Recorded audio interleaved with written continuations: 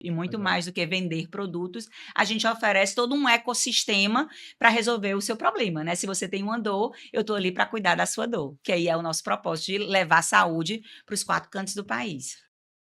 Fala pessoal, sejam bem-vindos para mais um episódio do Pode Saber, episódio número 14, 14º episódio, e hoje a gente está meio que começando um quadro novo aqui, né? A gente está conversando bastante com o pessoal mais acadêmico, com professor, pesquisador, vamos tentar fazer uma aproximação também com o ambiente empresarial e para começar aqui, trazer esse primeiro quadro, digamos assim, né, que a gente não tem muito quadro, vocês sabem como é que funciona aqui a dinâmica, mas conversando com a Patriciana, Patriciana é presidente do Conselho de Administração da Pague Menos, então a gente vai conversar muito sobre a Pague Menos, vamos falar um pouquinho também da história dela, do que faz uma presidente do conselho de administração, qual a diferença para uma diretoria executiva.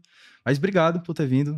Eu não faço nem ideia, mas eu suponho que a agenda é extremamente caótica, então obrigado por tirar aí uma horinha para conversar com a gente. Eu que agradeço, André, o convite da gente conversar um pouquinho sobre a Pague Menos. Para mim é sempre uma alegria muito grande, porque eu sou apaixonada pelo esse projeto, pelo projeto de levar mais saúde para todos os brasileiros, e uma saúde acessível e de qualidade. Então, quando eu falo de Pague Menos, eu falo de paixão, eu falo de propósito, eu falo da minha missão de vida. Então, muito obrigada pela oportunidade. Esse episódio tem um gostinho mais especial para mim, porque eu tenho um filho, acho que quase todo episódio eu falo dele aqui, ele tem 9 anos, ele adora a Pague Menos, porque ali os amiguinhos dele ficam brincando de... Na Pague Menos, você paga mais ou você paga menos? Espero que eles já tenham concluído que na Pague Menos eles pagam menos. Sempre a melhor relação custo-benefício, né? Então, com qualidade de serviço, com disponibilidade de produto, a capilaridade, ele sempre vai pagar o melhor preço nessa relação custo-benefício. Você já falou uma coisa que eu queria explorar contigo, que eu sei que é uma vertente que vocês estão tentando desenvolver, que é justamente essa parte de serviço. Uhum. Então, o pessoal pensa em farmácia, a primeira coisa que vem à cabeça são produtos, né, remédios, mas aqui no Brasil a gente é um pouco mais recente que nos Estados Unidos, mas a gente já também tem as farmácias como um centro de conveniência, então tem vários outros produtos acoplados, mas recentemente está tentando desenvolver essa frente de serviço.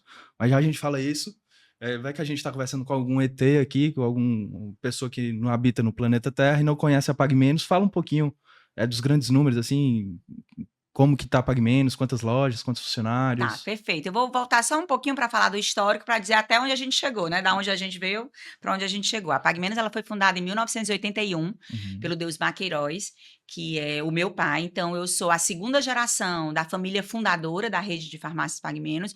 O Deusmar tem como background o mercado financeiro. Então, ele é formado em economista, trabalhou numa corretora de valores, ajudou a fundar a Bolsa Regional aqui do estado do Ceará. Ele e o Raimundo Padilha, né? Exatamente. Inclusive, ele brinca que a bolsa daqui era a maior bolsa do país, né? Porque era gigante de em extensão geográfica, porque era todo o Nordeste mais o Norte. Então, geograficamente, era gigante. Mas em negócio, né, pela força da cultura da época, ainda não existia a cultura, não existia um Andrés que explicava para as pessoas a beleza de investir ou como investir. E aí não tinha uma cultura tanto de investimento, mas ainda assim o Deusmar foi um dos grandes precursores. E na veia dele sempre correu o desejo do comércio, do varejo. Então, quando ele acumulou uma certa quantia, ele disse, não, vou atuar no varejo, entre os segmentos de alimento, vestuário, saúde. Ele entendeu que saúde podia ser um bom negócio, por tratar de um produto de extrema necessidade. O bem mais precioso que uma pessoa pode ter é a sua saúde. Então, ele investiu logo no início, na fundação da Pague Menos, ele tinha uma visão muito clara, que era de que nós iríamos ter escala para poder negociar direto com a indústria, para poder, de fato, gerar acesso. Então, o desejo e a formação da Pague Menos foi com o objetivo de dar acesso a uma saúde de qualidade para todos os brasileiros. E aí, nós nascemos aqui no Ceará, e do Ceará a gente foi conquistando o Brasil. Inicialmente nos estados do Nordeste, e depois que a gente pintou o Nordeste de Pague Menos, a gente foi caminhando para outras regiões. Em 2002, a gente teve a ousadia de abrir a primeira loja em São Paulo, um feito bem disruptivo para a época, porque as redes de farmácias naquela época, elas eram muito regionais. As redes, elas só atuavam em um ou no máximo 2 estados. E nós já estávamos em todos os 9 do Nordeste, em alguns do Norte, estávamos fazendo o caminho contrário, né? Que é sair do Nordeste para ir para o Sudeste. Normalmente, o caminho das empresas vitoriosas era aquelas que se faziam negócio no Sudeste, subir e conquistando o resto do país. E a gente fez um movimento contrário, muito orgulho disso tudo. Então, em 2002, a gente chegou em São Paulo, depois de São Paulo saiu pintando o Brasil como um todo, e em 2009, a gente configurou como a única rede presente em todas as unidades da federação. Nós fomos a primeira e até hoje nós temos essa característica de ser a única que está em todas as regiões com uma só marca, né? A bandeira Pague Menos está em todos os estados. A gente adquiriu a Extra Farma em 2021 e aí o CAD aprovou em 2022 e aí nós temos 2 marcas, mas mesmo levando em consideração só a Pague Menos, a gente já tem a capilaridade em todos os estados da federação. E de lá para cá a gente vem fazendo uma trajetória muito gratificante, com resultados bem interessantes. Hoje, a Pague Menos, depois de adquirir a Extra Farma, depois de fazer a abertura de capital, ela tem como grandes números atuar em todas as unidades da federação. São 1.650 lojas, abre loja Nossa, eu lembro de quando tampa, então... teve, faz o quê? 3 anos, talvez, aquela explosão lá da Loja 1000, que foi A uma loja mega 1000 a loja. gente inaugurou em 2018. Nossa, faz muito tempo. Então. O tempo horas a gente Passou- pensa que passa rápido A pandemia deu demais. um tilt no A cérebro das pandemia pessoas, também né? fez isso. Então, hoje são 1.650 lojas, nós temos 26 mil colaboradores, temos um banco de dados de 21 milhões de clientes dentro das nossas plataformas. A gente tem uma marca muito forte de crescimentos constantes, né? Ano após ano, a gente vem crescendo muito bem. De 2022 para 2023 foi um crescimento de quase 20%. E números fortes, como, por exemplo, canal digital dentro do segmento farma. Hoje, para a gente, representa mais de 12% de tudo que é vendido na Pague Menos vem de plataformas digitais, mostrando a força da omnicanalidade. A gente tem a parte de serviço, que já já a gente pode explorar um pouco mais, mas só para ter uma ideia de dimensão, né? A Pague Menos, ela atende mais ou menos 150 milhões de clientes no ano de 2023, né? Trazendo a marca de 2023. E só de serviços farmacêuticos já são mais de 5 milhões. Então, é uma coisa que está começando a ganhar relevância a parte de serviços farmacêuticos, né? Entender a farmácia não só como um local de transacional, mas também relacional, né? A gente tem se aproximado muito dos nossos consumidores e entendido que ele precisa de mais do que só a caixinha de remédio. Nossa, tem muita coisa pra gente explorar só nessa tua fala inicial, mas vamos ficar fazendo um jogo pra frente e pra trás, que aí eu vou puxando os ganchos. Então, a Pague Menos foi fundada em 81, né, que tu comentou, pelo Deusimar, e tu falou que ele já tinha uma atuação ali no mercado financeiro, ele fundou uma corretora, depois participou da fundação de uma bolsa. Tu sabe o que foi que fez essa virada de chave para ele de trabalhar no mercado financeiro e ter ido para o varejo? E emendando, tu falou muito de varejo, né? Hoje vocês querem que os consumidores, os investidores, todos os stakeholders da companhia percebam ela como uma empresa de varejo, como uma empresa do setor de saúde?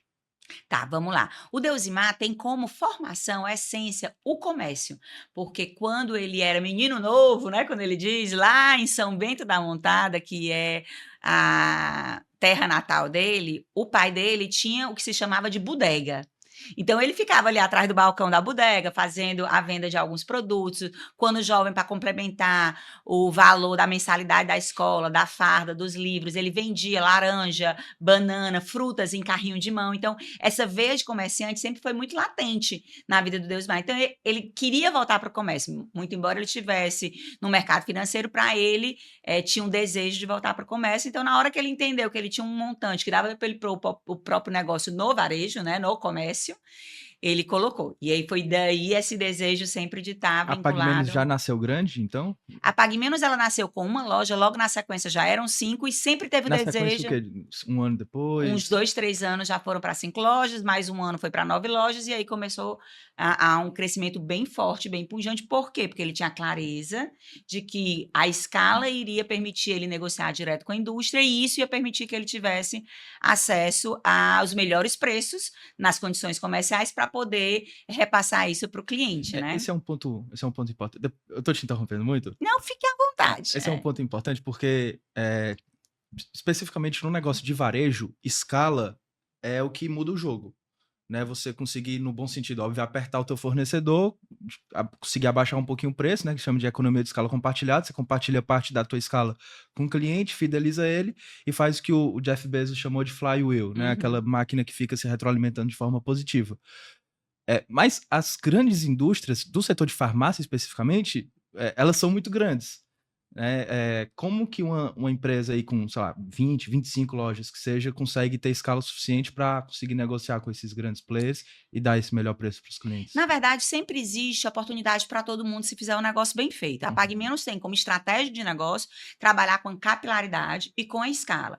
O que é que a gente entende? A indústria farmacêutica, as grandes multinacionais, que são grandes players desse nosso Que negócio, são os teus fornecedores. que são os meus fornecedores, né? A indústria farmacêutica, uma Roche, uma Sanofi, uma P&G, uma Colgate, eles também precisam algum bom operador para poder, ao lançar o produto, ele ter a garantia da capilaridade. Na hora que ele lança um novo produto, o médico pode prescrever porque ele tem um parceiro nacional e ele garante que o produto vai estar acessível. Então, a PagMenos para eles, né, é uma parceria estratégica, porque conosco ele está em todos os cantos.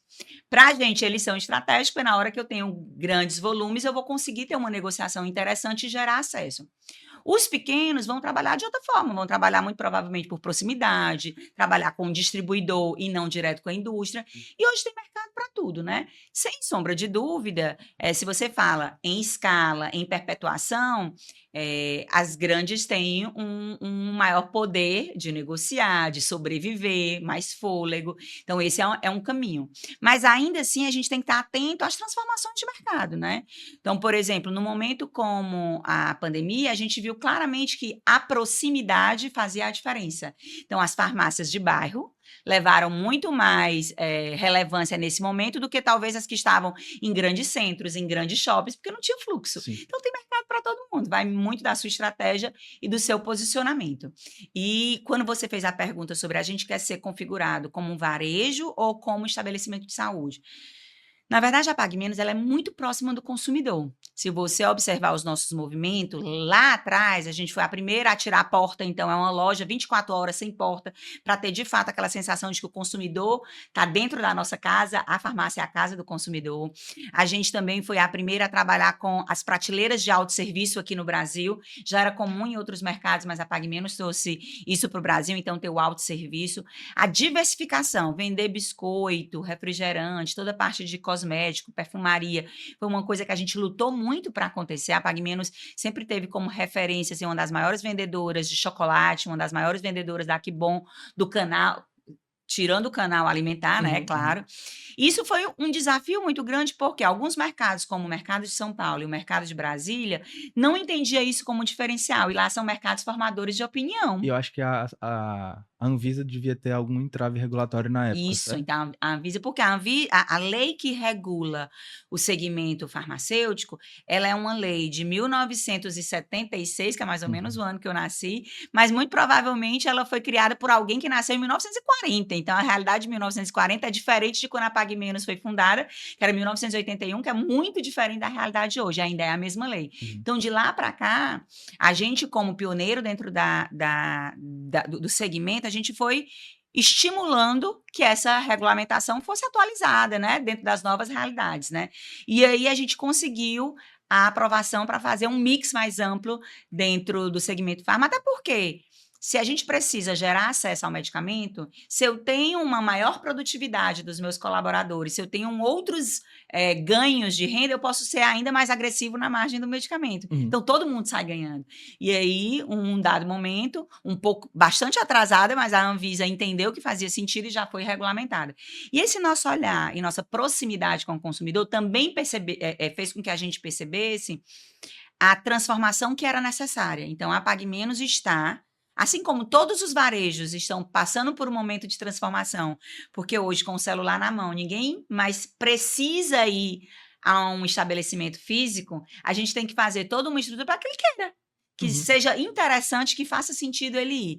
Então, dentro desse conceito, a Pague Menos tem transformado de uma forma muito pioneira o que é ser farmácia, o que é o varejo farma. Então, o varejo farma, como eu comentei, ele não vai ser só o transacional. Eu entrego a receita e você me dá uma caixinha. Ele é o primeiro contato no que diz respeito a cuidar da sua saúde. Então, tudo que é de baixa complexidade, a farmácia pode ser um agente importante e a gente vem se transformando. Nesse sentido, a gente é um varejo de saúde e muito mais do que vender produtos, a gente oferece todo um ecossistema para resolver o seu problema, né? Se você tem uma dor, eu estou ali para cuidar da sua dor, que aí é o nosso propósito de levar saúde para os 4 cantos do país. Tá, vamos falar um pouco mais disso? A gente sabe que a cultura, ela... uns episódios atrás a gente conversou sobre cultura, então quem tiver interesse procura aí. Mas a cultura, ela é muito mais a relação que os principais executivos, os sócios fundadores têm no dia a dia do que você escrever nas paredes da sua empresa, tua visão, tua missão e teus valores. Mas de alguma forma, em empresas que têm uma questão de ISG, pauta de diversidade, de inclusão e que fazem um trabalho mais sério nesse sentido, a visão e a missão da empresa são mais ou menos refletidas no que deveria ser a cultura, que a cultura nada mais é do que a forma com que os funcionários estão se relacionando uns com os outros, com os clientes. Com o mercado.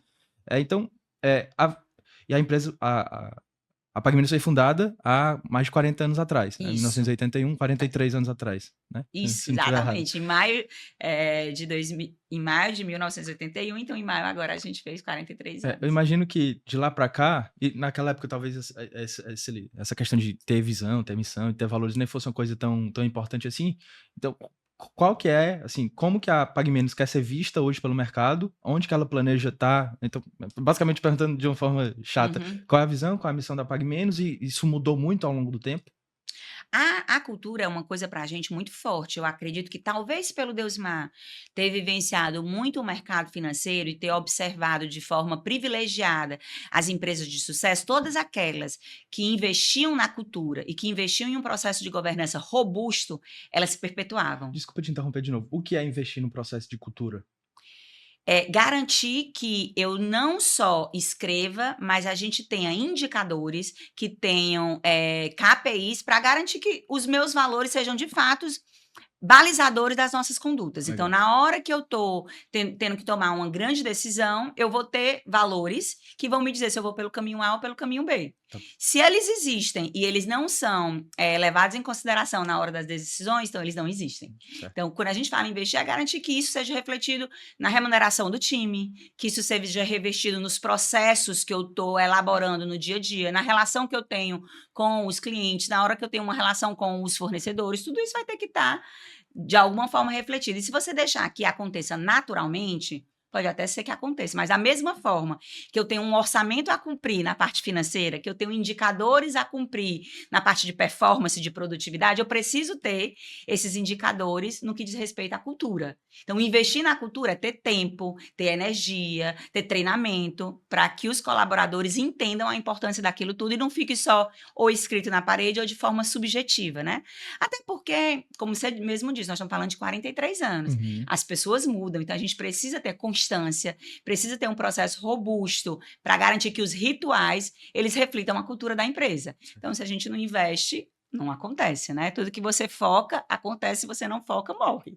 Então, investir na cultura é focar naqueles valores que a gente, de fato, acredita. Então, a gente tem trabalhado muito fortemente, o Deusmar lá atrás viu o papel de ter uma estrutura de governança forte, de investir na cultura, e desde cedo a gente teve esse tipo de ritual. Tanto é que, se você prestar atenção, uma empresa de 43 anos, com um fundador de 77, já ter feito a sucessão da primeira para a segunda geração, já ter tido um parceiro estratégico como a General Atlantic, como um passo A para depois ir para o IPO, demonstra claramente o nosso investimento na governança, em uma estrutura forte de rituais, né?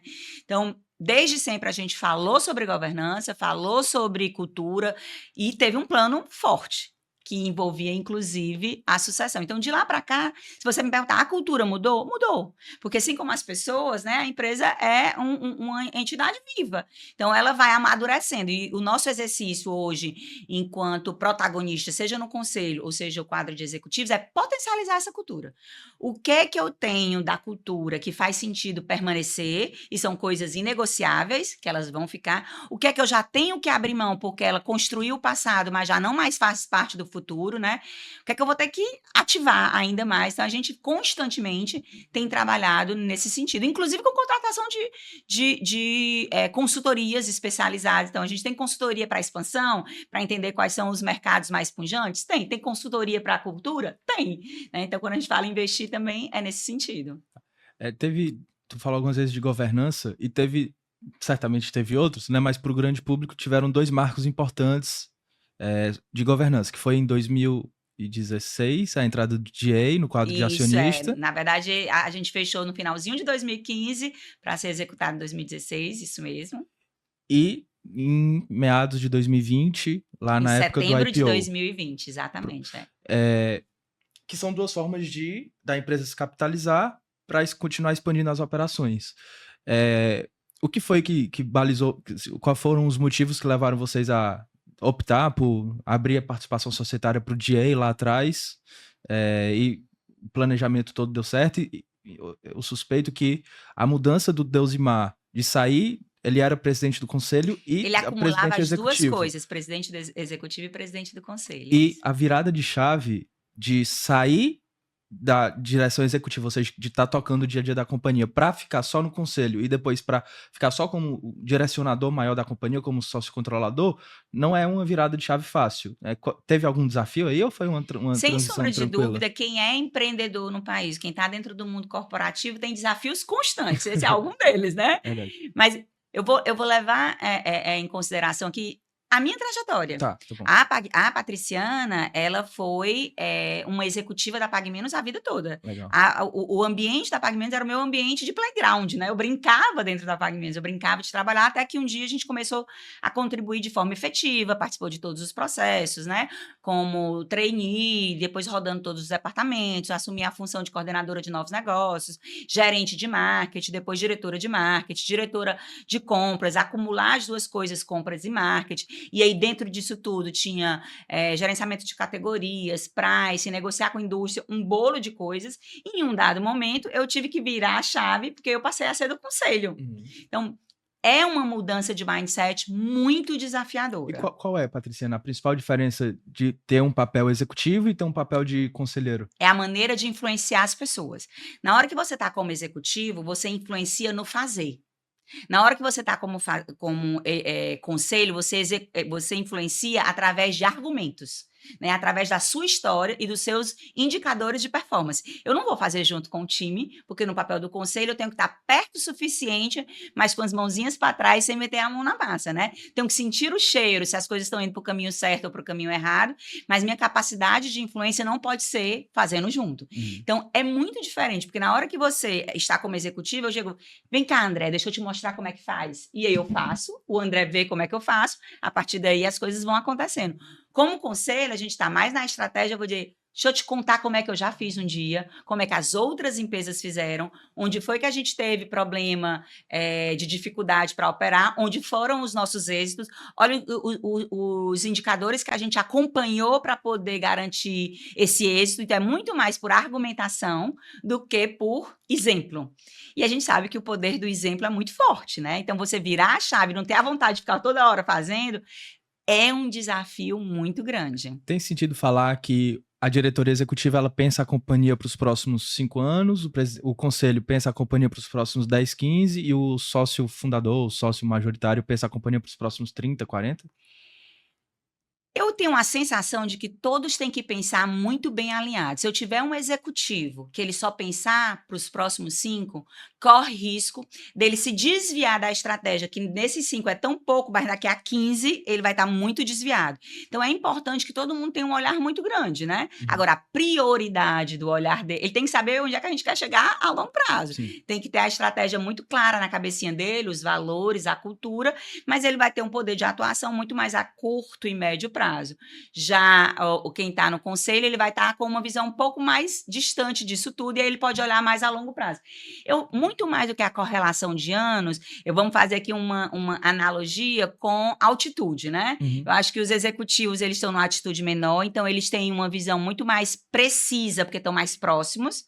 O conselho está um pouquinho mais alto, ele perde um pouco da precisão aqui, mas em compensação ele tem um aspecto, um círculo, né, um raio maior de visão, e assim os acionistas / fundadores vão dar um pouquinho mais distante ainda, então tem um olhar ainda maior, né? Tá. E voltando lá para... Isso porque o nosso tempo é ilimitado, porque se o tempo não fosse ilimitado, dava para em qualquer canto você estar em todas as visões, mas como você não tem tempo ilimitado para todo mundo, só são 24 horas, o papel então... do líder é saber delegar, né? Sem sombra de dúvida. E voltando lá para a DA, a DA, ela foi o parceiro que aconteceu porque foi o que mais se alinhou com o que a companhia pensava para os próximos anos? Foi por uma questão realmente, né, fica tranquilo se eu estiver falando bobagem, mas foi uma questão mais financeira mesmo? Foi a que topou pagar o valor que a companhia estava precisando na época? Por que foi a DA e não Tu tinha me outro? perguntado sobre esses dois marcos, Sim. né? A entrada da General Atlantic e o IPO. Na verdade, a gente sempre teve muito claro o nosso desejo de colocar a PagMenos no patamar das empresas que vão se perpetuar. E na nossa visão, para que a PagMenos perpetuasse, ela precisaria ter uma estrutura de governança muito robusta. E o mercado financeiro iria nos exigir isso, né? Então, nós tínhamos uma gestão familiar, muito profissional, mas familiar. Então, na hora que você abre a porta para o mercado, você precisa prestar conta. E esse exercício de prestar conta, ele é um exercício que traz muitos benefícios para a parte interna da empresa. Então, a gente tinha a clareza de que para perpetuar a PagMenos, ele teria que ir para as empresas que eram negociadas na Bolsa. Além da parte de governança, ainda tinha um acesso a recursos talvez mais acessíveis, com custo menor do que se for só em busca do que tem de disponível em bancos, em empréstimos, outras formas de aumentar o capital, né? A gente tinha esse entendimento que nós iríamos fazer a abertura de capital. Só que para sair de uma empresa familiar para abrir capital, talvez fosse um salto muito grande. E a gente ia patinar muito nesse processo. Então, a gente criou uma estratégia de, primeiro, vamos namorar com o mercado, e a General Atlantic se viu como esse grande player do namoro, entender como é que o mercado gosta de ver os números, entender quais são as alavancas que o mercado entende como alavancas de precisão, de performance, de produtividade, e depois partiria para a abertura de capital. E por que a General Atlantic, né?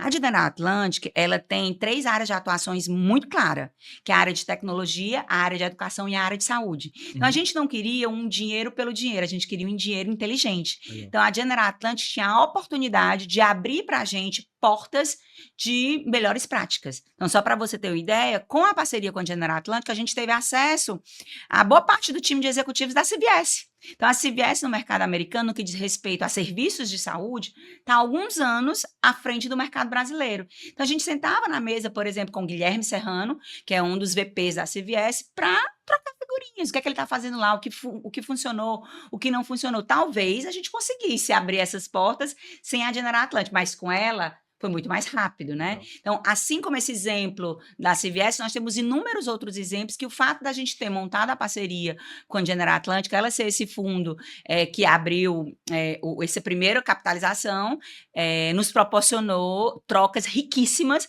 para o que a PagMenos é hoje. E o IPO, como é que foi na época? Era um movimento... A General Atlantic, na verdade, era uma etapa para o IPO. Nosso desejo é, de fato, ir para o IPO, porque a gente entendia que estar com as ações negociadas na Bolsa colocava a PagMenos num patamar de empresas que perpetuam, né? Então, ter o mercado como um grande fiscal, um grande balizador, para a gente era muito importante, além de ter acesso a uma estrutura financeira melhor, né? Vou falar um pouquinho de ti, Patrícia. Queria que tu contasse pra gente, se é que teve, né? Se não tiver tido também, a gente passa para os próximos pontos. Se teve algum desafio em particular na tua trajetória por ser mulher ou por ser filha do dono, se o pessoal achava estranho ou se como que foi isso, assim?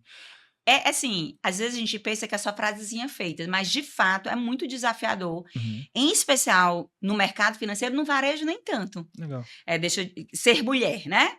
Por quê? Porque no varejo, eu tenho como clientes o preto, o branco, a mulher, o homem, o novo, o velho, o pobre, o rico, eu tenho tudo. Uhum. Então, ter do outro lado da mesa, como executivos, representatividade de todas essas parcelas da população, ok. Quando você vai para o mercado financeiro, normalmente os clientes do mercado financeiro é homem, hétero, 50 mais, branco. Então, do outro lado da mesa, normalmente são pessoas que só veem esse perfil. Uhum. Então, quando você fala, depois que abriu o capital, o desafio de ser mulher ainda do que quando eu estava falando só dentro do universo de varejo. Mas o mundo farmacêutico das multinacionais do mercado farma era muito machista, né? Então, ao longo da minha trajetória, eu tive alguns desafios. Não só por ser mulher, mas também por ser mulher, por ser nordestina, então a gente Verdade. precisa falar isso. Verdade. Então, várias vezes vinham pessoas de São Paulo para querer ensinar o que a gente já fazia de muito bem. E que eles tinham nos enxergado porque nós já éramos líder dentro do segmento. E ainda assim achavam que podiam nos ensinar muito. Com muita humildade, lógico, todo mundo pode ensinar a todo mundo, mas tinha um certo preconceito de que aqui no Nordeste a gente não sabia fazer as coisas, né? Então, ser mulher, ser nordestina era um grande desafio. O fato de ser jovem, hoje até que está um pouquinho sendo desmistificado isso, né? Mas na minha época, ser jovem não era credenciamento para nada, muito pelo contrário, né? Uhum. Então, ser jovem era um grande desafio. E ser filha do dono acabava sendo um grande desafio. Só para você ter uma ideia e tentar trazer aqui um pouco da vida como ela é, Uhum. com a parceria com a General Atlantic, logo quando a gente foi firmar essa parceria da General Atlantic, o Deusmar, na época, acumulava as duas funções, né? Presidente do conselho e presidente executivo, e ele que foi apresentar a tese da Pague Menos para a General Atlantic. Foi lá, conversou, explicou qual era a ideia dele, aonde é que ele queria chegar, como é que nós iríamos fazer, e a General Atlantic ficou extremamente encantada com a tese, com o projeto da Pague Menos, e disse, aí, acho que é um bom case. Vamos sentar, vamos desenhar, a gente vai querer pegar uma fatia desse bolo, construir todo o processo para fazer a abertura de capital. E quando ele convenceu, eu disse, vamos lá conhecer a matriz da Pague Menos, né? Aí lá veio os grandes executivos da General Atlantic, Martim Escobar, né? Que é o head para América Latina. América Latina, vieram algumas pessoas, e aí quando ele chegou, ele disse, agora, Deusmar, eu queria que você apresentasse para a gente quem é o seu diretor comercial. Eu disse, meu diretor comercial, filha, né? E quem é o seu diretor financeiro? Meu diretor financeiro é o Mário, que é meu filho. E quem é o seu diretor de expansão? O diretor de expansão é o Cacá, que é o meu outro filho. E quem é o gerenciamento? A minha filha. Aí ele, não pode. Uma coisa é o Deusmar ter sido um brilhante fundador de uma empresa, mas tá os 4 filhos dentro da operação. Nós não vamos fechar o negócio enquanto a gente não fizer um assessment com todos os executivos familiares. Porque a gente precisa entender se eles estão sentados nessas cadeiras porque eles são filhos do dono, daí o preconceito do filho do dono, né? Ou se eles estão sentados nessa cadeira porque, de fato, eles contribuem, entendem do negócio e eles são as pessoas certas. E tu se tirando... Porque tu era parte ali envolvida, né? Tentando dar um zoom out, assim, dessa negociação. Tu acha que faz sentido esse receio deles? Eu acho que faz total sentido, não só pelo fato de nós sermos familiares, mas todo due diligência precisa ter esse tipo de avaliação. Check, né? Por um acaso, eles começaram com essa, porque para eles foi o que mais gritou, né? Mas eles tiveram que olhar outros pontos. Então, eu acho que é importante que a gente entenda que se eu vou entrar numa nova empresa como investidor minoritário, ou como um investidor de partes iguais, eu tenho que entender a cultura daquela empresa, eu tenho que entender os valores daquela empresa, e eu vou capturar isso através dos executivos, né? Qual é o grau de entrega que aquelas pessoas vão conseguir entregar? Se eu sonho no outro patamar, aquelas pessoas vão ser as pessoas que vão me levar para aquele outro patamar, porque elas podem ter sido extremamente necessárias, mas só daqui. Daqui para frente já não são mais elas que vão contribuir. Então, fazer esse assessment com os executivos, se eu tenho um sonho grande, é importante, né? E qual foi a decisão deles? Foi muito bom, porque antes quem tinha validado a gente, de certa forma, tinha sido nosso pai, né? Porque ele, como controlador, como presidente do conselho, como presidente executivo, ele validava as nossas posições e as promoções. Mas nesse momento, para você ter uma ideia de como configurou a partir desse acesso, né? O Deusmar acumulava as 2 funções, passou a ficar no conselho. O Mário, que era o diretor financeiro, passou a ser o novo CEO. Então, a Diana entendeu que não só ele estava apto à altura de ser diretor, como de ser o novo CEO. Eu que estava como diretora da área comercial, virei VP, né? Então, foi um credenciamento. Para a gente foi muito legal. Uma coisa que, a princípio, podia soar como um preconceito, né? Por ser filho do dono, mas se transformou num credenciamento, numa chancela, num carimbo, ó.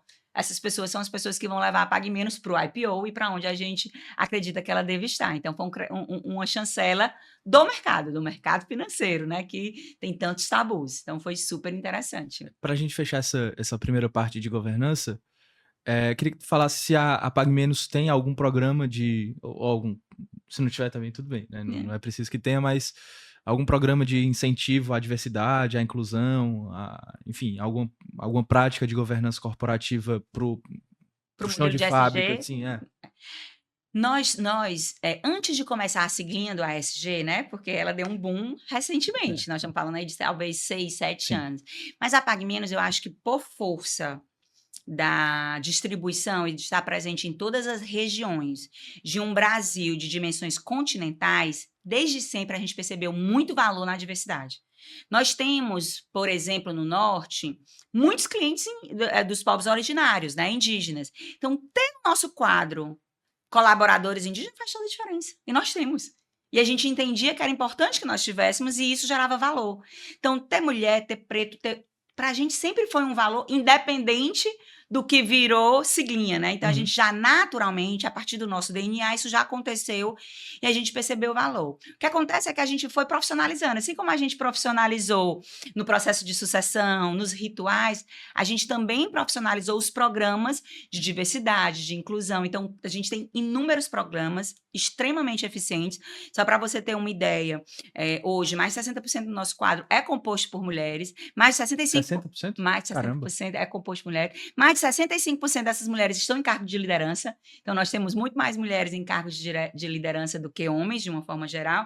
Mas em alguns níveis, em alguns layers, eu tenho menos mulheres. Então, a gente tem programas, e um programa que eu tenho um carinho muito grande, que se chama, por exemplo, Gigantes por Elas. Então, eu tenho mulheres que hoje estão como gerentes executivas ou mulheres que estão como diretoras executivas que querem alçar o patamar de VP ou as gerentes executivas querem ir para ser diretoras.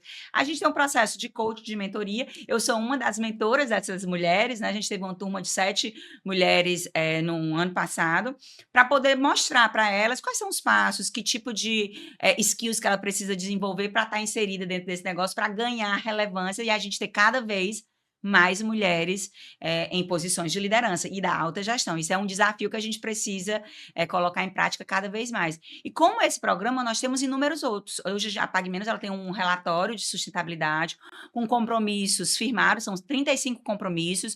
Eu tenho pelo menos uns 5, se eu não me engano, 5 compromissos que o prazo de entrega era 2025, eu já consegui entregar em 2023, né? Então, a gente tem algumas coisas muito interessantes que vão desde diversidade, inclusão, mas também com o compromisso dos impactos positivos que a gente gera no planeta, né? Então, mais de 1.200 lojas, 1.100 lojas já são abastecidas por energia renovável. Nós temos mais de 40% das nossas lojas que têm posto de coleta para recolher os medicamentos e fazer o descarte correto, os medicamentos vencidos. As pilhas, que também pode provocar um impacto negativo, a gente tem esse compromisso de recolher e fazer o descarte correto. Então, a gente tem inúmeros programas super interessantes. Só para você ter uma ideia, quase 40% do meu quadro de colaboradores, nós estamos falando de 26 mil colaboradores, estão envolvidos em algum programa de cidadania capitaneado pela Pague Menos. Olha que maravilha, né? Então, não só o nosso propósito tem a ver com cuidar das pessoas e ter uma atenção diferente ao cidadão, como os nossos colaboradores, eles foram engajados dentro da empresa porque eles acreditam nisso. E a prova é que mais de 40% deles já estão envolvidos em projetos de cidadania. Então, tem inúmeros projetos. Eu conseguiria falar horas e horas só sobre esse tema aqui, porque realmente um dos papéis meus, né, como presidente do conselho e os demais membros do conselho, é ser guardião da nossa cultura, ser guardião do nosso DNA. E tá no DNA da Pague Menos cuidar das pessoas. E quando eu falo cuidar das pessoas, eu tenho que cuidar das relações e do negócio e do planeta, né? Então, essas letrinhas ASG pra gente é vivo toda hora, todo instante. Não é só PowerPoint ou relatório para inglês ver. Exatamente. Vamos falar... Quer falar mais alguma coisa de governança que ficou de fora que tu acha importante? Não, a gente pode, se for aparecendo, a gente vai falando um pouco. Vamos falar um pouco do modelo de negócio, então. Hoje, a farmácia Pague Menos o principal componente da receita é a venda de remédio, né? Mas não a Pague Menos não faz só isso. Então, primeiro, quanto que qual foi a decisão por trás da empresa diversificar as fontes de receita? Então, colocar outros produtos, agregar serviço e é difícil falar de prazo, de estimativa, mas assim, o quão a gente pode esperar que se torne relevante os serviços dentro do portfólio de receita do grupo? Perfeito. A gente sempre teve muito próximo do consumidor, né? E eu acho que a forma de você garantir uma estratégia eficiente, né? Uma estratégia que o consumidor, o cliente, tenha adesão, é se fizer parte da necessidade dele. Então, Tá. quanto mais perto você tiver, mais você vai ter uma escuta ativa e trazer soluções para a dor. Eu não quero em nenhum momento aqui falar de forma negativa do nosso sistema de saúde, o sistema de saúde único, que é o SUS. Muito pelo contrário, ele é referência para se comparado com outros modelos em outros Uhum. países. Mas, novamente, eu vou trazer aqui o cenário de um país de dimensões continentais extremamente numeroso. Nós estamos falando de uma população gigantesca e que o SUS não consegue dar vazão a todo mundo. Mais de 70% da população brasileira é dependente única do SUS. Para casos de extrema complexidade, como para casos de baixa complexidade. Sim. O que é que a gente entende enquanto um player importante dentro desse ecossistema de saúde?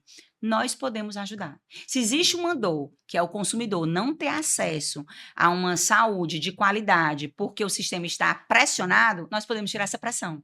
Então, a Pague Menos entendeu uma dor e está trazendo remédio para essa dor, fazendo aqui uma casadinha de farmácia e remédio, né? Então, a dor boa parte da população é dependente única do SUS, e um outro número que ele é extremamente forte é que mais de 60% das pessoas que estão no hospital não precisariam estar no hospital. Por quê?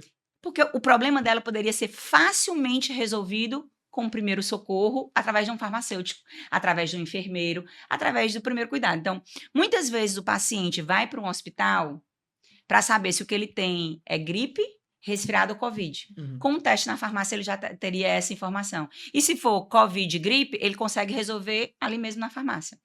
Talvez, se for uma alergia, ele vai ter que ir para um alergologista. Talvez, se for um outro processo, aí ele vai para uma outra etapa. Mas hoje o caminho é: eu vou logo para lá e depois eu volto para cá. Então, a farmácia pode ser esse grande centro de triagem, né?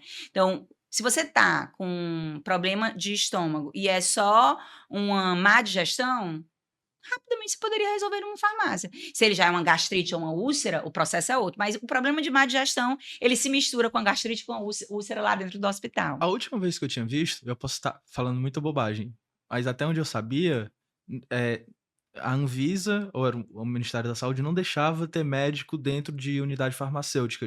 Já pode? Ou isso nunca aconteceu? Essa Na proibição verdade, nunca teve? existe uma lei que regula o segmento farma, que não permitia, até hoje é dúbio, porque eu vou te explicar o porquê, não permitia a presença física de um médico dentro da farmácia. Qual é o grande argumento da Anvisa? É que o Conflito médico, de interesse. em estando dentro da farmácia, ele teria um conflito. Uhum, uhum. Se o médico estiver no hospital, ele não tem um conflito de prescrever os exames. Verdade. Então, assim, alguns argumentos são um pouco mais falhos, né? Uhum. E hoje, através da tecnologia, o médico ele está fisicamente em todos os lugares, fisicamente não, virtualmente, em todos os lugares, através da telemedicina. Foi regulado na pandemia, né? Exatamente. E que já existe no mundo inteiro há muito tempo, né? Então, ele pode estar num posto de saúde, ele pode estar num açougue, ele pode estar no hospital, na casa do cliente e não pode estar na farmácia? Então, será se é um argumento consistente? Né? Então, na hora que nós temos bons profissionais, eles podem estar onde for. Na hora que eu tenho a telemedicina e a tecnologia que permite ele estar em todos esses canais, essa barreira já cai por terra, né? Então, a Pague Menos, ela entende que o farmacêutico, de mãos dadas com o médico e com todo esse ecossistema, pode sim sanar uma dor para a população. Só para você ter uma ideia, a gente tem uma loja em Manacapuru. Ela fica no meio entre o Rio Negro e o Rio Solimões. Lá, muito provavelmente, o meu farmacêutico é o principal agente de saúde que aquela população tem. Então, se eu puder, através do telefone, garantir que tem um médico que possa atender aquele paciente, e o meu farmacêutico faz a parte física, o médico faz a parte digital, e a gente tem uma solução totalmente omnicanal, digital, né? Então, ele diz assim, mensura a pressão do paciente, meu farmacêutico vai lá e mensura. Capture como é que está a glicemia dele, ele vai lá e capture. Veja se ele está com febre, meu farmacêutico, ele já fez todo o processo. Então, quando a gente fala de um país de dimensões continentais que tem uma dor clara, que parte da população, às vezes, morre por falta de acesso, Uhum. existe o tratamento, existe o remédio, existe o médico, ele só não tem acesso, porque ele está em cantos onde o médico não está lá. Ter alguém, um player que esteja disposto a fazer essa ponte, e a farmácia é esse estabelecimento. É um estabelecimento de proximidade, é um estabelecimento de recorrência. Só para você ter uma ideia de números, nós temos quase 100 mil farmácias no Brasil. 100 mil farmácias. No Brasil. Se você for para posto de Nossa. saúde, tem muito menos do que isso. Então, para alguns municípios, a farmácia é o único estabelecimento de saúde que aquele município tem. E eu desprezar essa força para sanar uma dor tão grande, que é a dor de ter um acesso a uma saúde de qualidade, né? Então, para a gente é muito importante utilizar esse recurso. É um recurso que não pode ser desprezado, são as farmácias. E, pô, fiquei assustado com esse número de 100 mil farmácias. 100 mil, a PagMenos tem 1.700, para arredondar. A gente tá falando, pô, é uma fatia de mercado muito pequena. Então, O o mercado é segmento muito O segmento farma é muito pulverizado, pulverizado. muito pulverizado. Alguns outros segmentos já passaram pelo processo de consolidação, canal alimentar, ficou as grandes redes regionais, mas o farma é muito É pulverizado. muito regulado o setor, Patricia? O setor, ele tem muita regulamentação, mas na hora que você olha e diz 100 mil farmácias, Não parece ter. eles facilmente chegam nas minhas 1.650 lojas, mas dificilmente eles vão chegar nas outras. Então, a fiscalização fica em cima das grandes redes. Ah, tá. É porque normalmente setor muito regulado, tipo, sei lá, o setor mais evidente para isso é, sei lá, o setor bancário. Você tem pouquíssimos bancos justamente porque é um setor muito regulado. É difícil que um player pequeno consiga ter capital, tecnologia, capilaridade para conseguir É porque se a colocar nesse pergunta é setor. muito mais, existem barreiras de entrada? A barreira é muito Verdade. pequena. Porque, na verdade, se você tiver um estabelecimento relativamente pequeno, com 2 ou 3 colaboradores, das quais um deles teria que ser obrigatoriamente um farmacêutico, e você conseguir a documentação da Anvisa e do comércio, você abre uma farmácia. Então tem muita oportunidade de crescimento aí. Muita oportunidade de crescimento. E quem tem tecnologia do seu lado, quem tem a parceria direto com a indústria, tem muito mais poder de oferecer um serviço de qualidade. Não precisa o pessoal ficar com raiva de mim depois, mas tem expansão inorgânica aí no meio, nos planos para PagMenos? Da PagMenos. Ah. A PagMenos, ela sempre tinha crescido ao longo da sua história com a expansão orgânica.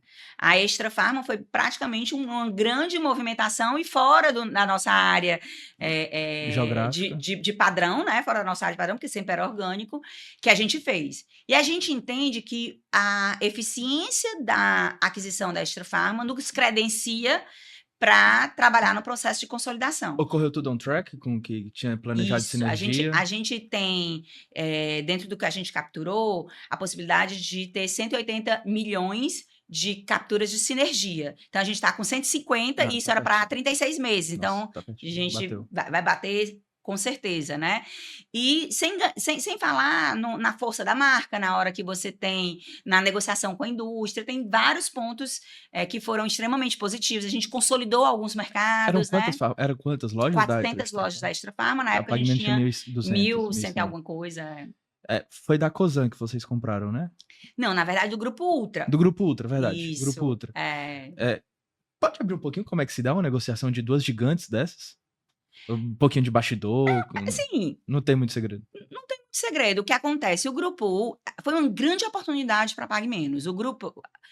O segmento de farmácia, ele é um segmento muito específico. Por mais que tenham 100 mil estabelecimentos, para você ver as grandes redes, né? Não é usual a gestão disso. Nós estamos falando de produtos muito fragmentados. Eu tenho que ter... Tem muito SKU. Muitos SKUs. E tem que ser aquele SKU. Porque se eu não tiver... O cliente nem compra. O antibiótico tal... Não adianta porque foi prescrito pelo médico. Então tem que ser aquele. Não dá pra, se eu não tenho a blusa branca, eu posso botar a preta. Sim, ou se não tiver a regata, eu posso botar com manga. Ou se não tiver a marcar... No caso de farmácia, o consumidor tem pouca flexibilidade de escolha, né? Porque quem prescreve é o médico, ele não escolhe o sabor, ele não escolhe de quantas em quantas horas ele vai tomar, quem decide isso é o médico. Então, você precisa ter o produto certo, na loja certa, ao preço certo. Então, essa gestão é muito fragmentada. Tem pouca intercambiabilidade, salvo com referência e genérico, que a gente tem essas intercambiabilidades, né? Então, a gestão é uma gestão muito desafiadora. Quem é do mercado financeiro ou quem é de outro segmento, entender que pode facilmente operar dentro do segmento farma, talvez seja uma crença que não se comprove. E o Grupo Ultra tinha tentado operar a Extra Farm e tinha entendido que não era o negócio dele. Né? O negócio dele era Posto de combustível, postos, né? combustível. Ele achava que por gerenciar a loja de conveniência, ele também ia conseguir, mas é totalmente diferente, um é bem conveniência, o outro é destino, o consumidor vai procurar aquele produto, né? Então, para eles, era necessário fazer essa venda. E para a gente, estrategicamente, fazia sentido porque eu acelerava em 3 anos o meu plano de expansão, que normalmente era orgânico, né? Uhum. Então, foi a fome com a vontade de comer. Legal. E aí deu certo. E tu falou de O grande preço? desafio foi CAD, né? Embora a gente está falando de um segmento extremamente pulverizado, não concentrado, né? Descentralizado, mas o CAD Ele botou alguma demorou. limitação? O remédio até que foi um remédio pequeno, né? Mas a morosidade do processo foi muito grande. A gente adquiriu em 2021, só conseguiu começar a gestão quase 18 meses depois, né?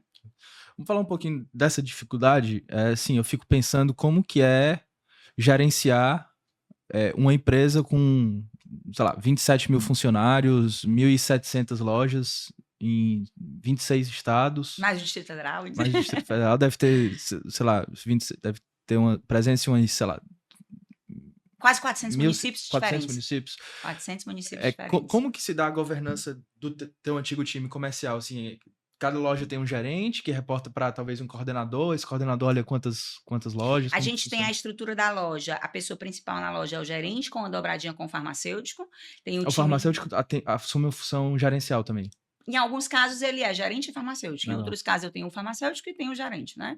Em alguns casos, eu tenho um gerente farmacêutico e mais alguns farmacêuticos. Para poder cumprir toda a extensão da loja aberta, eu tenho que ter a presença de um farmacêutico. E aí tem o time de operadores, de vendedores. E a cada um número X de loja, a cada 13, 14, 15 lojas, eu tenho o que eu chamo de gerente regional. A cada X gerentes regionais, eu tenho um gerente de operação. E, acima do gerente de operação, eu tenho a diretoria. Né? Então, como se fosse um gerente de operação para o Ceará, outro para o Maranhão, outro para o Piauí. E aí... Em alguns estados, eu posso até ter mais de um gerente de operação e eu posso ter 2 estados com o mesmo gerente de operação. Vai depender da distribuição e capilaridade das lojas daquelas regiões. E cada loja tem a própria meta?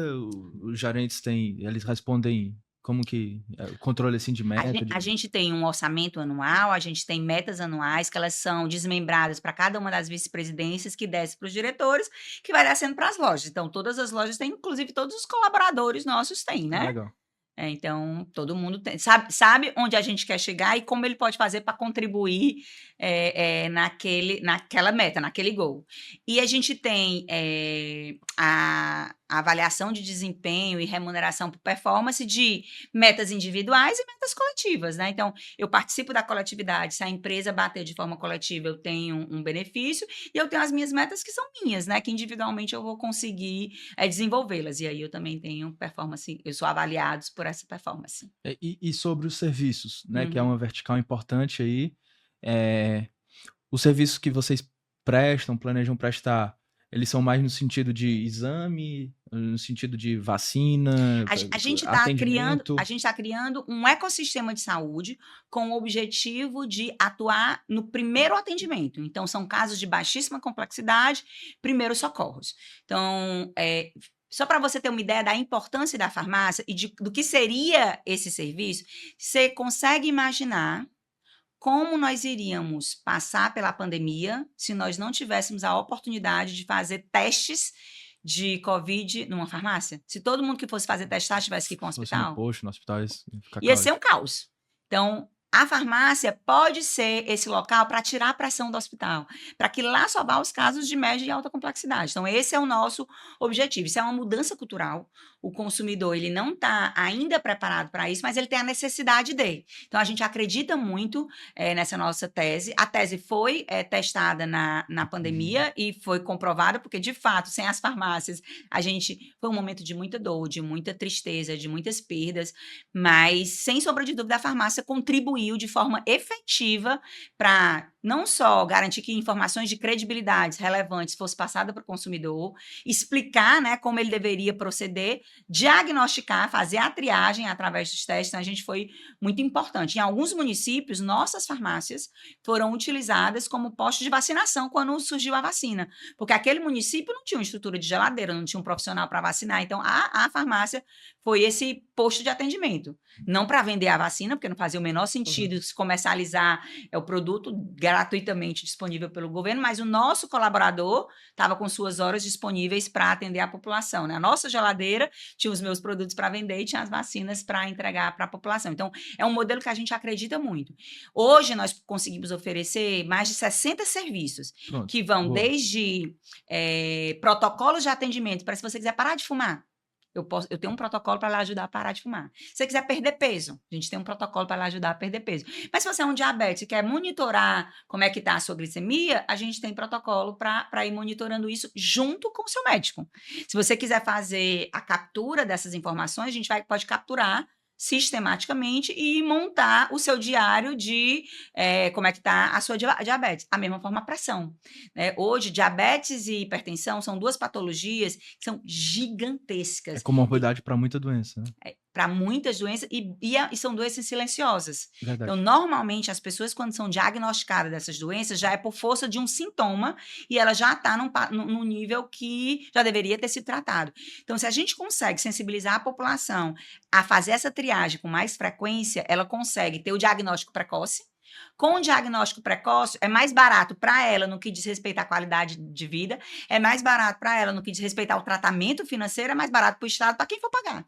Então, a gente tem esse desejo de que, com as farmácias sendo um agente importante no ecossistema de saúde, a gente vai poder diminuir os custos do sistema de saúde do país. E uma prova disso eu sei que você é muito jovem, mas você vai provavelmente lembrar, ouvir dos seus pais ou avô falando, em algumas manchetes que tinham no jornal, de que vários medicamentos, eles eram descartados porque eles venciam nos postos de saúde. O governo era responsável por distribuir gratuitamente alguns medicamentos, mas a má gestão, a ineficiência do serviço público na distribuição desses medicamentos provocava, uma compra que não era eficiente, porque eu não tinha o produto certo para a doença certa, eu comprava muito antibiótico e eu ia precisar era de outra coisa, ou eu comprava muito produto para hipertensão e eu precisava era de outra coisa, e às vezes até desvio. Então, tinham várias manchetes, tantas toneladas de medicamentos são descartados por vencimento. O governo fez uma união público-privada com o programa Aqui Tem Farmácia Popular e a distribuição dos medicamentos gratuitos passaram a ser feitos pelo estabelecimento privado, que é a farmácia. Então, o governo remunera as redes para poder fazer essa dispensação e o consumidor não precisava mais pegar ônibus e ir até um posto de gasolina para isso, porque uma farmácia perto da casa dele já poderia dispensar. A gente já tinha um profissional lá, então não precisava ter a contratação de profissionais específicos para isso. A gente gerava uma maior produtividade e a gente, com a farmácia popular, o programa que a farmácia popular, gerou ganhos significativos para a gestão dos medicamentos. A gente entende que esses mesmos ganhos podem acontecer em vários serviços. Ao invés do paciente deixar para ir só quando ele tiver uma úlcera para o Estado, e o Estado tem que ter esse custo, a gente pode ir monitorando e acompanhar e orientar ele antes disso acontecer. Ao invés dele ir para o Estado, porque ele vai ter que amputar uma perna porque ele tem diabetes, a gente vai monitorando esse processo para que isso não aconteça, né? Então, a gente pode não só fazer o diagnóstico no que diz respeito a exames e direcionar para o profissional médico, como fazer o monitoramento. E a ideia é que a farmácia tem esse papel importante. Não vale a gente entrar aqui em questão de finanças públicas, mas no Brasil você tem algumas bizarrices que, principalmente relacionado à discricionariedade dos gastos públicos, que você precisa direcionar um volume específico, por exemplo, para a saúde e para a educação. Só que você tem uma população que está envelhecendo aqui no Brasil, né? Tu deve ter mais dados disso do que eu, a quantidade de filho por mulher ele vem diminuindo. Tem uma média de 1,7, que já não repõe o estoque de capital humano. Então, cada casal deveria ter 2 filhos para, no longo prazo, manter a quantidade de pessoas no país estável. Então, você tem a população envelhecendo, portanto, menos jovens, só que você tem que gastar a mesma quantidade em educação e saúde. Ao passo que o racional seria que você reduzisse os gastos com a educação para conseguir direcionar mais para a saúde, dado que a população está demandando mais. Então faz muito sentido, né? Tudo isso que tu está falando. A nossa crença é, existe um andor real. Pessoas precisam ter acesso à saúde que hoje não estão tendo. Nós temos 100 mil farmácias. Todas essas 100 mil farmácias estão aptas a oferecer serviço? Não, mas nós, grandes redes, certamente estamos, com grandes parcerias estratégicas que a gente tem, com toda uma capacitação que o nosso time tem. Por que desperdiçar esse recurso? Se ele já se mostrou eficiente nessa mesma relação na gestão de medicamentos, por que não fazer isso na gestão de alguns serviços? Então, a gente tem sensibilizado muito o governo nesse sentido e a gente acredita nesse modelo. E quando você olha para os Estados Unidos, esse modelo ele é vencedor lá? A CVS, por exemplo, tem muito serviço agregado? Hoje, mais de 50% do faturamento da CVS vem de serviços e não da venda de medicamentos. No caso da Pague Menos, pode abrir? Ainda muito pouco, só para você ter uma ideia. Foi 150 milhões de atendimento de medicamento e 5 milhões de atendimento de serviço. E boa parte desses atendimentos até gratuitos são. Né? Porque a gente ainda está desenvolvendo a cultura da farmácia ser esse primeiro local para uma triagem, para uma informação. Sentiu uma dor? Lembra da farmácia? Vai lá, conversa com o farmacêutico, ele te orienta e te direciona para a pessoa certa, para que você não fique ou fazendo um Google e achando que já morreu, né? E pegando informações que são bizarras, ou indo para um especialista e não sei aquele, vai para o outro, então você está com dor de cabeça, aí vai para o neurologista, não era um oculista, né? Ou então vai para o neurologista, não era para o médico de cardiologista, que é pressão. Então, o farmacêutico pode, de mãos dadas com os médicos, fazer esse caminho ficar mais curto e mais barato. Então, a gente tem a clareza de que esse é o caminho. A despeito da CVS ter mais de 50% do faturamento de serviço, o modelo americano ele é muito diferente do modelo brasileiro, mas nos mostra oportunidades. Se lá existe a possibilidade da farmácia ser um agente importante, a gente acredita que aqui a farmácia também pode ser um agente importante. Eles lá têm todo um outro modelo de saúde privada que é diferente a participação da saúde é complementar, né, do que a gente, a dependência do SUS nossa é diferente dele, o nosso modelo do SUS é eficiente para inúmeros casos, nosso processo de vacinação para a primeira infância é super eficiente, então assim, são modelos diferentes, mas quando você olha, você consegue enxergar várias oportunidades. E o principal desafio que vocês estão enfrentando aí para escalar esse modelo de serviço é regulatório ou é de entendimento da população mesmo? Que são as duas grandes alavancas que precisam ser destravadas. É regulatório e cultural. Tá. E quando a gente pensa... E a gente só pode falar no cultural quando o regulatório tiver ok, porque eu não posso gritar para os 4 cantos. O pessoal vai brigar com vocês. Mas a gente tem trabalhado muito fortemente de sensibilizar, de tirar a miopia de alguns reguladores no que diz respeito a isso. Um caso que eu acho que ele é emblemático, né? Existe uma farmácia que ela fica dentro de um posto de gasolina, próximo a um posto de gasolina, tem assim algumas lojinhas, uma delas é uma farmácia. Tem uma perto de onde eu moro também. Mas fica numa grande via, numa rodovia, né? Numa grande via. E muitos caminhoneiros passam nesse posto. E por iniciativa do farmacêutico, não foi nenhuma iniciativa nossa da alta gestão, ele começou a sensibilizar esses caminhoneiros a fazer alguns testes. Por exemplo, de AIDS, de sífilis. E eles começaram a fazer a triagem e identificar que vários desses caminhoneiros tinham alguma dessas patologias. Aí eu lhe pergunto, na hora que o nosso farmacêutico identifica a patologia e esse caminhoneiro é direcionado para o tratamento, ele salvou várias outras vidas. Porque quando é que esse caminhoneiro ia parar para ir para um posto para ver se ele tem uma coisa ou outra? Então, a gente sempre ouviu falar, eu acredito que você também já ouviu falar, quem está nos escutando também, que a prevenção, né, o diagnóstico precoce salva vidas. Sim. Mas se você chegar num posto de saúde e dizer assim, o que você está sentindo? Nada. Eu vim aqui só fazer um check-up. Você vai para o final da fila. Né? Então, por que não utilizar as farmácias para ter essa nova mudança cultural de... Eu preciso ver como é que estão os meus indicadores de saúde, né? Se eu quero ter uma qualidade de vida, deixa eu ver como é que eu tô. Eu não preciso já estar sentindo os sintomas de forma severa para eu me cuidar. Eu posso me prevenir. E eu entendo que a farmácia entra de forma muito precisa nesse sentido. Tá legal. Vou falar um pouco de canal de venda. Você tem uma narrativa circulando, o grande público comprou, o mercado financeiro que desenvolveu em certa medida, que é que as lojas físicas vão acabar, que ninguém quer mais sair de casa, que consegue fazer tudo pelo celular, mas a gente que é chato de dado olha para os números e vê um cenário diferente, né? O varejo digital, ele certamente cresce, mas ele cresce passando de 1% de participação de share of wallet dos consumidores para, sei lá, 2, 3, né? A maioria das pessoas compra em lojas físicas. Como que a PagMenos está se posicionando nesse ambiente digital e quanto que isso vai ser relevante para os próximos anos? Eu acho tão legal esse tema. Eu não sei se você conhece, tem uma feira que ela é internacional, que é a NRF. É de farmácia lá nos Estados Unidos? Não é de farmácia, é de varejo. Varejo barra inovação barra tecnologia. É uma grande feira, acontece todos os anos em janeiro. E tudo que você vê no varejo, um dia passou na NRF. Mas nem tudo que passou na NRF desceu para o varejo, né? Então, eles são grandes catalisadores de tendências e tentam direcionar avenidas de crescimento para onde as coisas vão indo.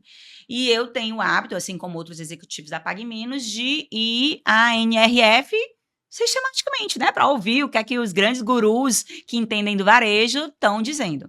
E lá na NRF eu tive o dissabor de ir para a NRF, onde o grande tema da NRF, isso acho que foi em 2012, 2014, 15, não me lembro aqui o ano exato, dizendo que o varejo físico ia acabar. E eu me lembro que para mim foi muito impactante, porque nós tínhamos um plano de expansão de abrir novas 120 lojas naquele ano, nós estávamos em janeiro, eu tinha feito todo o planejamento estratégico de abrir novas lojas, eu estava ouvindo ali que as lojas físicas iam acabar. Então, para a gente foi desafiador, só que a gente precisa estar atento aos números, né? Uhum. Os números, eles seguem os comportamentos, né? Eles não seguem os discursos, né? E o comportamento, ele é muito claro. Boa parte ainda das transações acontecem através de meio físico. Sim. Mas, sem sombra de dúvida, quem não tem a oferta de serviços em todos os canais, ele se torna um fornecedor menos interessante para o consumidor. Então, eu preciso dar a opção para o consumidor. Eu não, hoje em dia, dada a concorrência, dado a crueldade, né, de que tem muitos competidores, eu não posso me dar o luxo de dizer, não, só para ter loja física. Já que 85% ou 90%, a depender do segmento, é tudo na física, só para ter física. É importante a gente dar a opção para o consumidor. Né? Então, a PagMenos acredita verdadeiramente que se eu quero ser a melhor solução para o meu cliente, ele tem que comprar do jeito que ele quer, na hora que ele quer, recebendo como ele desejar. Então, ter as plataformas de omnicanalidade ativa, bem operada, com uma boa navegabilidade, com uma boa busca, é extremamente importante. Então, a PagMenos tem trabalhado fortemente para oferecer a melhor experiência para o consumidor. Se ele vai vir através do canal físico, do canal digital, se ele começa no físico e termina no digital, se ele começa no digital e termina no físico, é uma escolha dele. Na PagMenos consegue fazer todas essas inter-relações. Todas as inter-relações. E o que a gente tem observado cada vez mais é que existe, sim, um fechamento de negociação ainda majoritariamente feita no canal físico, mas muitas dessas negociações acontecem prioritariamente no mundo digital. Então, ter a presença digital é importante. Se tem uma dica que a gente precisa dizer, qualquer que seja o seu negócio, você precisa ter uma presença digital. E isso também virou um assunto batido, mas não tem como não passar por ele quando está falando de transformação digital, que é o impacto que a inteligência artificial pode causar nos modelos de negócio, né? Então, eu vi um cara que eu gosto muito, Andrew Huberman, lá dos Estados Unidos, que ele falou que ele espera, ele é um entusiasta de tecnologia. Esse podcast foi inspirado no podcast dele. Ah, que bom! Ele disse que acha que a inteligência artificial vai ser mais transformadora para a sociedade do que a própria internet foi. E tu falou antes que tem o cadastro aí de 150 milhões de clientes nos produtos e outros 5 milhões nos serviços. Eu imagino que esse pessoal tenha deixado um rastro digital, um banco de dados enorme para vocês. Vocês estão fazendo alguma coisa com relação à inteligência artificial? Tem algum modelinho rodando? Como que poderia impactar no PagMenos? Voltando para a NRF, inteligência artificial foi o tema da NRF desse ano, todo mundo só fala de disso, 2024, né? Todo mundo só falava isso, mas o que eu acho mais interessante quando se fala da inteligência artificial e o que foi tratado esse ano é que ela é prioridade, mas ela ainda não é realidade de forma massiva em todos os locais. Então, a PagMenos, ela tem várias iniciativas envolvendo a inteligência artificial, mas eu ainda não fiz o rollout para a minha operação de uma forma geral, mas algumas iniciativas do tipo. Eu tenho, através de imagens computacionais, que são capturadas e depois analisadas com a inteligência artificial, para entender como que é o andamento da minha loja. Então, como é que eu posso provocar mais produtividade? Se a fila está maior, se a fila está menor, se corre o risco de ter corredores mais frios, mais quentes, e eu utilizo a captura dessas imagens computacionais e coloco a inteligência artificial para me ajudar nesse sentido, e não uma pessoa ficando vendo ali e analisando, né? Então, esse é um caminho. A gente tem algumas lojas piloto com isso, e um dia pode ser que ela se torne, em todas as minhas lojas tem isso. Por enquanto, é um grupo de lojas que está fazendo isso. Eu tenho inteligência artificial que hoje está trabalhando com a gente na parte de genéricos. Eu tenho um modelo de precificação de genérico, eu tenho ofertas de fornecedores de genérico, e eu preciso entender para cada uma das lojas qual é a marca que mais sai, qual é a que menos sai, a que preço que ela sai, qual é a elasticidade desse preço, qual é o momento ótimo do preço, né? E para analisar todos esses dados, você imagina, nós temos centenas de milhares de produtos e substâncias com diferença de 20 gramas, 30 gramas genéricos. Eu tenho 1.600 lojas. Fazer essa análise, a gente utiliza inteligência artificial para nos ajudar nos algoritmos de reposição do genérico de acordo com o posicionamento de preço em cada uma das regiões. Está em todas as minhas categorias, em todos os meus SKUs? Não, a gente está trabalhando com o genérico. E assim eu tenho como te citar inúmeras iniciativas que a inteligência artificial tem ajudado na Pague Menos. Eu entendo que varejo é um negócio de custo e de produtividade. Boa. Tudo que a inteligência artificial ajudar no custo e na produtividade, ela vai ser extremamente bem-vinda. Você fez a correlação de que talvez a inteligência artificial, né, fazendo menção ao seu guru, que ela vai ser mais transformadora do que a internet. A gente teve lá uma palestra que fazia a correlação com fogo. A inteligência artificial vai ser tão impactante como foi o fogo lá atrás.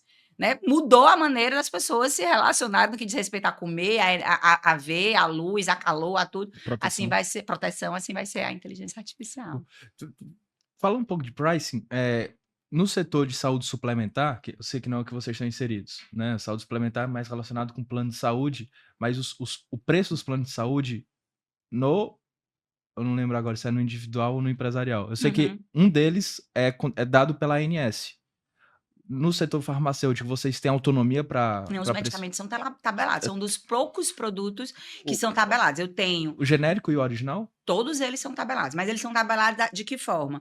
Eu tenho um preço máximo ao consumidor.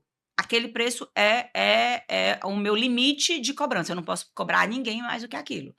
Dali para baixo vai ser a minha performance de negociação, o ganho que eu vou ter de escala. Então, quanto maior, quanto mais escala, quanto melhor negociado, eu vou ser mais competitivo. Mas ele tem uma tabela que todos os medicamentos são tabelados, todos que nós vendemos. Essa tabela tem algum respaldo no mundo real? Ou, sei lá, um remédio que as farmácias têm uma média de cobrar R$13, a tabela é, sei lá, 25. Então, uma coisa muito fora. Vai depender de cada um dos mercados, do grau de competitividade. Por exemplo, se você for perguntar, Patriciana, qual é o principal concorrente da Pague Menos? Eu não vou ter um principal concorrente. Em cada um dos bairros, eu vou estar competindo com alguém diferente. Então, vai muito depender de como é que é a competitividade naquela região, né? Então, em alguns momentos, pode ser que tenha 20% de diferença, tá aqui o preço máximo, e a gente está conseguindo operar 20% a menos. Em outros casos, a gente vai estar operando 2% a menos, ou 3 só, e eu não consigo muito margem de manobra em cima disso, vai depender muito da competitividade e também do produto. Tem alguns produtos que ele não tem genérico, ele não tem um similar, ele não... Então ele tem muito mais poder de respaldar e garantir a sua margem. Então, na hora de vender para a gente, ele tem pouca massa de manobra. Então, na hora da gente vender para o consumidor, a gente tem pouca massa de manobra. E aí vai ficar transacionando ali no máximo que é exigido pelo governo. A Pague Menos tem indústria? Ela fabrica remédio? A Pague Menos, ela não tem indústria, ela tem o varejo. Agora, ela tem produtos de marca própria, onde a gente se utiliza de terceirizadores, né, indústrias que são terceirizadoras, para fazer a fabricação desses produtos. A gente hoje tem mais de 13% do não medicamento vendido na Pague Menos é marca própria da Pague Menos. Protetor solar, algodão, álcool gel, soro, sabonete íntimo. Sabonete, a gente tem vários produtos que são marca própria. A família Queiroz, além dela ser a família fundadora e hoje principal bloco acionário, né, da Pague Menos, ela tem outros investimentos. Entre eles, nós temos uma indústria que é a Biomática. E a Biomática fornece alguns produtos da marca própria Pague Menos. Tá fora da holding Pague Menos, né? Totalmente fora da holding Pague Menos. E é só marca própria é só de não medicamentoso ou tem alguma coisa de marca própria de remédio? Existe uma regulamentação hoje no Brasil que ela ainda não libera as farmácias de produzirem marca própria de medicamento de forma ampla. Inclusive, um dos estudos que a gente está fazendo muito forte, não só a Pague Menos, mas a Associação Brasileira de Redes de Farmácia, para entender que caminho que a gente pode tratar no que diz respeito a isso, se isso promove maior acessibilidade ainda, como é que é o caminho, estrategicamente se faz sentido. E hoje, na parte de medicamentos, nós não atuamos. A gente atua até em vitaminas, mas muito mais nos suplementos que são categorizados como alimentos e não como medicamentos. E qual a diferença, assim, de um original e de um genérico? Hoje, fiscalizado pelo governo, em tese, a diferença é para ser nenhuma. Por quê? Só muda Porque o laboratório mesmo, às vezes até o mesmo laboratório ele fabrica o o de original. referência e o genérico, porque na cabecinha dele, se eu vou perder, que eu perca para mim mesmo, né? Então, existem algumas indústrias que ela fabrica as duas coisas. Então, o medicamento de referência, que a gente chama de original, mas a palavra correta seria referência, Tá. foi aquele que lá atrás a indústria fez todo um investimento de desenvolvimento, de pesquisa, de análise, até chegar naquela fórmula maravilhosa que vai sanar o seu problema. Então, por conta disso, ela tem um período onde ela explora essa substância, que são 20 anos, que é quando ela tem a patente. Depois desses 20 anos, a patente cai e outros laboratórios, em tese, têm o direito de fabricar aquela mesma composição. Mas eles têm alguns testes que precisam fazer para acreditar de que eles são genéricos ou que eles são similares, né? Então, ele precisa ter a mesma composição, a mesma eficácia, todo esse processo. Uma vez que ele tem o carimbo de genérico e similar daquela outra substância, em tese é o mesmo produto. E como é que tu vê, Patriciana, justamente esse ponto de maneira geral, assim, dos direitos de propriedade intelectual, né? Direito à Uhum. patente na indústria farmacêutica, assim, porque de um lado tem sentido que o laboratório que desenvolveu, investiu, ele tenha os benefícios de ser recompensado pelo risco que ele correu ao fazer esse investimento, mas por outro lado, a sociedade acaba perdendo, porque vai, eventualmente, pelo menos enquanto a patente estiver vigente, vai ter que pagar um preço maior do que se tivesse o produto disponível para o mercado. Tem alguma opinião sobre isso? É uma linha tão tênue, mas assim, eu sou favorável que nós tenhamos um tempo de patente, porque senão a gente pode desestimular a pesquisa dentro do país. Porque é bem verdade que na hora que eu tenho todo um investimento, eu não sei se aquilo ali vai ter retorno ou não. E aí eu descubro uma mina de ouro. E aí, na hora que eu descubro, eu não vou poder explorar aquilo ali e garantir o retorno naquele meu investimento, terceiros vão fazer, quem vai estar disposto a investir? A gente tem um caso aqui no Brasil, que ele é emblemático, talvez eu vou usar o exemplo só para vocês terem uma noção. Não é Tá. exatamente o tema que a gente está falando de patente, mas ele Fica tranquilo. acaba fazendo uma correlação. A melatonina é uma substância que até pouco tempo não era comercializada aqui no Brasil. E em outros cantos era comercializada. E ninguém trazia para o Brasil. A gente não entendia porque as pessoas não traziam. Porque na hora que trouxesse, para trazer para o Brasil, o laboratório que resolver trazer para o Brasil, ele vai precisar fazer inúmeros investimentos.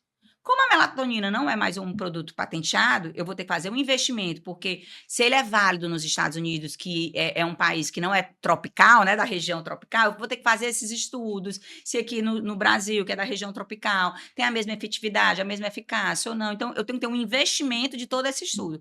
Como ele não tem patente, eu faço um investimento, comprovo que ele é eficiente, começa a vender e todo mundo começa a vender tudo. Só quem teve o custo fui eu, todos os outros vão ter só a rentabilidade daquele produto. O que é que as indústrias faziam? Não, vamos trazer melatonina.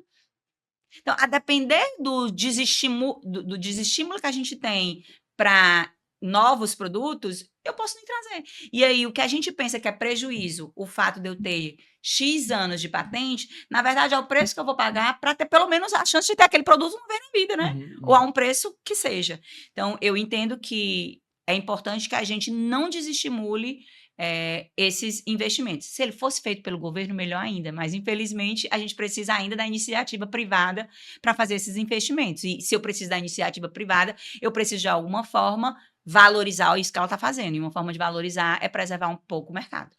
Tem uma pergunta que tá acabando aqui o nosso tempo, eu não vou te alongar mais muito. É só porque eu pensei numa coisa, o mercado de, tipo, ninguém acorda com vontade, vou na farmácia comprar um anti-inflamatório, né? Puta, eu não vou comprar um Salvo band-aid aqui. raríssimas exceções de pessoas que talvez Tem tenham algum uma forma de vício. pensar É, diferente. tá. Não vou aqui diagnosticar ninguém, né? Mas Assim, salvo raríssimas exceções. o ponto. Então, o ponto que eu quero chegar aqui, diferente de outras indústrias, outras empresas, outros modelos de negócios, a PagMenos é muito difícil que ela gere a própria demanda para os produtos e serviços que ela. Serviço talvez até consiga gerar, mas para o produto é muito difícil. A pessoa se relaciona com a marca quando ela está com alguma dor no sentido do empreendedorismo, né? Não necessariamente uma dor física. Como que vocês conseguem. Porque todo mundo que vê uma marquinha branca com azul, uma cruzinha vermelha, pô, pensa na PagMenos. Como foi que vocês conseguiram, sendo um produto que não é, via de regra, que dá prazer para as pessoas, fixarem de maneira tão forte a marca no imaginário popular? A gente entende que o grande diferencial da PagMenos é ela ter essa proximidade do consumidor. Então, lá atrás, a gente fez questão de criar uma relação que ela não era a relação da dor, não era a relação da doença, era a relação da saúde. Então, que algumas pessoas que estiverem nos ouvindo, talvez lembrem que a PagMenos lá atrás, ela foi uma das principais patrocinadoras do Fortal, do Carnatal, Da Copa agora, né? do Carnabral, né? E a gente é patrocinadora Da seleção. oficial da seleção brasileira. A gente desenvolveu circuito de corridas que visitou várias capitais, né? Estimulando várias pessoas a correr, porque a gente quer ser lembrado no momento da alegria, da saúde, ter essa relação. Outra coisa que a gente fez muito fortemente é trabalhar com a informação. Por mais que a gente tenha a internet que democratizou a informação, então todo mundo tem acesso a tudo a qualquer tempo e qualquer hora, ou quase tudo a qualquer tempo, a qualquer hora, a PagMenos se propôs a ser um grande curador para dizer o que é fato e o que é fake. E no mundo da saúde, a informação de credibilidade fideliza muito, porque um dos principais atributos para você escolher aonde comprar o seu medicamento é a reputação, é a credibilidade, né? Então, a PagMenos investiu fortemente em ser essa curadora, em ter profissionais com credibilidade, em trazer informações relevantes para o consumidor, em estar presente na vida dele nos momentos de alegria, estimulando o esporte, a atividade física. E isso foi nos diferenciando dos demais players. Mas, sem sombra de dúvida, como você disse, as pessoas dizem que arroz é commodity, feijão é commodity. Mas quem é commodity mesmo é remédio. Porque se choveu muito ou se choveu pouco, o remédio é exatamente igual ao meu e da minha concorrência. O que vai fazer a diferença é esse investimento que a gente tem em relacionamento, em fidelização, em proximidade, e a PagMenos tem investido muito ao longo da nossa história, né? Então, tem várias pessoas que têm relatos muito legais de dizer assim, estava lá na cidade tal, no município, não sei aonde, vive uma PagMenos, me senti em casa, né? Então, a PagMenos tem esse lugar de quem pode cuidar de mim? A PagMenos cuida de mim. Agora, de verdade, assim, caminhando para o final, a história é linda da PagMenos, né? Então, é uma empresa fundada há 43 anos, com um histórico de crescimento invejável, uma empresa cearense que dominou o mercado brasileiro, é a maior do setor, provavelmente, né? Hoje nós estamos como segundo, porque a segunda e a terceira se fundiram. A Raia e a Drogazil. Isso. É uma das maiores do setor. É uma empresa com portas abertas, como você já comentou, com as maiores empresas do setor e setores correlatos do mundo. Queria que falasse uma época que você tenha vivido, que tenha ouvido falar durante a direção executiva, que, putz, eu acho que desse problema aqui, esse erro quase custou muito caro para a companhia. Nós tivemos um momento muito desafiador, foi no ano de 2008. A gente fez todo um processo, a gente tinha um grande centro de distribuição, e a partir desse centro de distribuição a gente abastecia todas as regiões do país. 2008 tinha mais ou menos quantas lojas, assim, só para o pessoal ter noção de tamanho? Não precisa ter o número certo, eu não vou ser tão 500? precisa, mas era entre 600 lojas, 500 lojas. Tá. E a gente já estava presente em praticamente todas as unidades da federação. A gente, em 2009, pintou o Brasil por inteiro. Então, em 2008, a gente estava praticamente em todos os lugares, né? E a gente tinha um centro de distribuição e a gente entendia que precisava mudar esse centro de distribuição. Inclusive, a gente precisava automatizar o centro de distribuição para gerar maior produtividade. E aí a gente trouxe uma empresa austríaca, a Pictolite, com uma metodologia, né, de risteiras, semi-automatizada, algumas estações automatizadas, para poder a gente mudar esse centro de distribuição para um novo espaço, um espaço maior, utilizando uma tecnologia maior. Foi feito todo um plano estratégico de como seria essa migração, como que se daria tudo isso. A gente resolveu fazer num final de semana, né, para poder não ser para o movimento ali, até sexta-feira, utiliza o final de semana, segunda volta, vai dar tudo certo. A gente resolveu, não, vamos fazer o seguinte, vai que não dá tudo certo, então vamos abastecer as lojas com pelo menos 3 dias a mais do que a necessidade, vamos antecipar esse envio de mercadoria para a loja, porque a gente já tem um respaldo aí. Os consultores vieram, os colaboradores da Tava todo empresa mundo envolvido Austro, nesse todo mundo projeto envolvido no projeto. Eu como, na época, comercial? diretora comercial, o diretor de logística, o de TI, o Deusimar, todos nós envolvidos, as empresas de fora, todas envolvidas, todo mundo com todo um plano de ação robusto. E a gente resolveu fazer. Migrar para outro tipo. Vamos lá, todo mundo carregando caixa, levando de um canto para o outro, envolver o time de loja também. Foi uma festa. Levamos toda a mercadoria para o novo espaço, colocamos nas esteiras. Ok, pronto, aperta o botão, vamos começar a rodar a esteira. A esteira não rodava. Nossa. Não tem problema. Hoje é sexta, tem sábado, tem domingo. Sábado, nada de rodar. Domingo, nada de rodar. Não, mas a gente abasteceu 3 dias a mais a loja, vai dar certo, tem segunda, tem terça, até lá a gente consegue. Nada. A gente passou inúmeros dias sem essas esteirinhas andar, e quando elas começaram a andar, a caixa não parava na estação certa, a gente passou mais de 20 dias sem abastecer corretamente as nossas lojas. Foi um Isso é aqui no Nordeste? desastre. Um desastre. Abastecia todas as lojas. Todas as lojas? Nossa senhora. Foi um desastre. A gente perdeu milhões em faturamento. E o grande aprendizado é que, às vezes, ser otimista demais não é bom, né? Você precisa ter sempre uma pessoa ali que vai ser meio que o cavaleiro do apocalipse para dizer, e se não acontecer? E se para você ter um plano B mais estruturado? O nosso plano A estava extremamente robusto, mas nós não tínhamos o plano B. É importante que você, como empreendedor, executivo, sempre tenha a possibilidade de um plano B para, na hora que o plano A não funcionar, você não perder o faturamento no plano B. E aí, a gente aprendeu com isso. De lá para cá, nós já inauguramos vários outros CDs, já são mais de 9 centros de distribuição, né? Tem alguns automatizados, outros não, com a tecnologia Pictolite, outros não. Então, a gente já aprendeu, mas foi a duras penas. Você imagina que tu tem 1 minuto e meio, 2 minutos para ecoar no imaginário de todas as pessoas que existem no Brasil e passar a tua mensagem reverberando lá no fundo do coração deles.